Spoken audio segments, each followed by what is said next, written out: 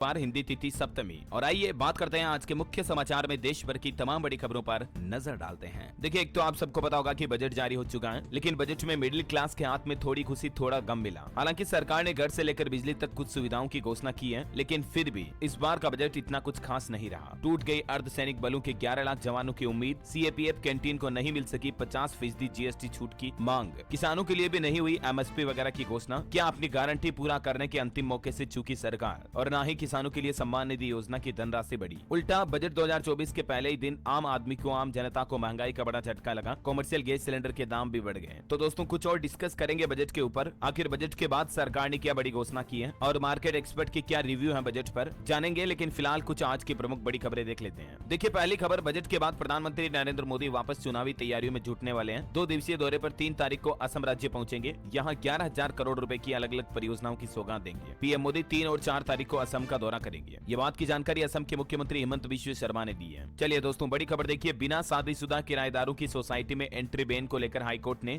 Delhi police से report भी मांगी है। हाल ही में राजधानी दिल्ली में कुछ ऐसे मामले सामने आए कि हाउसिंग सोसाइटी द्वारा अविवाहित किराएदारों को बाहर निकाला जा रहा, आखिर ऐसा क्यों? तो इस पर दिल्ली पुलिस से जवाब भी मांगा हाईकोर्ट ने। और वहीं देखिए दोस्तों, बजट के दिन भारत के लिए एक बड़ी खुशखबरी ये आई है। अंतरिक्ष रक्षा तकनीक के क्षेत्र में भारत ने बड़ी छलांग लगाई है। ग्रीन प्रोपल्सन सिस्टम ने किया अपनी क्षमता का प्रदर्शन। डीआरडीओ ने ये ग्रीन प्रोपल्सन सिस्टम लॉन्च किया और अच्छी बात यह कि इसकी लॉन्चिंग भी सफल रही। कल जब बजट जारी हुआ ना, उसी समय इसका परीक्षण हुआ था। और बड़ी खबर देखिए आप, अब कुछ इस तरह के नए ठगी के मामले भी सामने आने लगे हैं। पापा बचा लो दुष्कर्म मामले में फंसा देंगे। एआई से बेटे की आवाज बनाकर एक पिता को इस तरह से फोन किया गया और उनके साथ 4 लाख रुपए की ठगी भी की गई, जबकि बेटा वहां था ही नहीं। बेटा तो और अलग जगह पर था। उत्तर प्रदेश के अलीगढ़ से यह मामला सामने आया है, जहां एआई से आवाज बदलकर साइबर ठगी की गई। आर्टिफिशियल इंटेलिजेंस की तकनीक से एक बेटे की आवाज बनाकर उसके पिता को ठग ने फोन किया और बाप को बेटे के दुष्कर्म मामले में फंसा बताया और छोड़ने के बदले 4 लाख रुपए भी ठग लिए। जब बाप ने घर जाकर देखा तो उसका बेटा तो घर पर था। अब देखिए, मतलब आजकल टेक्नोलॉजी का कितना गलत इस्तेमाल होने लगा। हाल ही में कई सारे डीप फेक वीडियो भी वायरल हुए थे, आपको पता होगा, सचिन तेंदुलकर का, रश्मिका मंदाना का। और अब आए दिन इस तरह की नई ठगी के मामले भी सामने आ रहे हैं दोस्तों। अब तो ये भी विश्वास नहीं है कि फोन कॉल आ रही तो पीछे कौन बोल रहा है और बोलने वाला शख्स सच्चा भी है या नहीं। समझ रहे हो? मैं आपको आए दिन ऐसी खबरें इसलिए बताता हूँ ताकि आप इस टेक्नोलॉजी के जमाने में बचकर रह सको। अगर आपको आपके किसी परिवारजन का ऐसा फोन आता है अनजान नंबरों से, तो आप रिवर्स वेरिफिकेशन करके चेक करें कि क्या ये फोन कॉल सही है या नहीं, ऐसा, वरना ठगी हो सकती है। चलिए अगली खबर देखिए, देश के करोड़ों स्टूडेंट छात्र छात्राओं के लिए बड़ा अपडेट आ रहा है। सीबीएसई ने पाठ्यक्रम में संशोधन किया है। कक्षा 10 और 12 के लिए अब ज्यादा भाषाएं होगी और बदला गया पासिंग क्राइटेरिया, क्रेडिट सिस्टम भी। नई राष्ट्रीय शिक्षा नीति के तहत सीबीएसई की तरफ से ये कई बदलाव किए गए हैं। 10वीं में अब 10 सब्जेक्ट होंगे। इस संबंध में प्रस्ताव भी भेजा गया। 12वीं में 6 पेपर पास करने होंगे और पढ़ाई के घंटों के क्रेडिट्स भी मिलेंगे स्टूडेंट को। केंद्रीय माध्यमिक शिक्षा बोर्ड सीबीएसई की तरफ से